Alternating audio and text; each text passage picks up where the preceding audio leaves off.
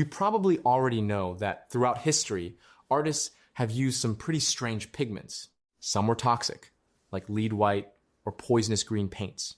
Others were incredibly expensive, like Tyrian purple, made from thousands of sea snails, or ultramarine blue, created from crushed lapis lazuli and once worth more than gold.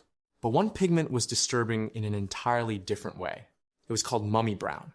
And yes, it was literally made from ground up mummies. It all begins in ancient Persia, where a natural substance called bitumen, basically a type of asphalt, seeped out of rocks.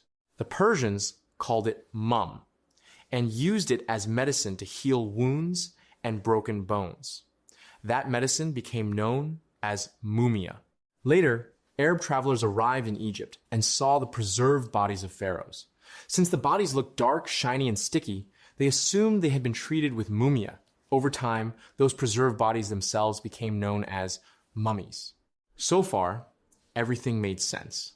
The problem started in the Middle Ages, when European scholars translated Arabic medical texts into Latin.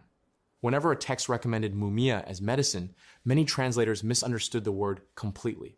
Instead of thinking it meant medicinal bitumen, they thought it literally meant Egyptian mummies.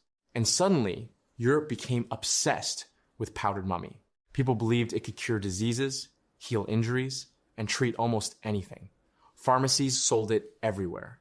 And because artists often bought their pigments from pharmacies too, painters eventually looked at this rich dark brown powder and thought, this would probably look great in a painting.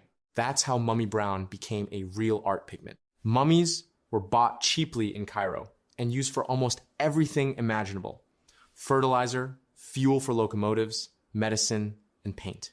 Some famous artists are believed to have used mummy brown, including Eugène Delacroix and pre-Raphaelite painters like Edward Burne-Jones.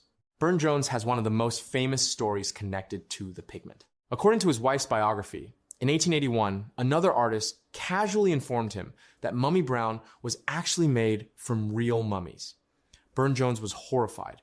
He immediately ran to his studio and held a small burial ceremony for his tube of paint, treating it almost like an actual human funeral.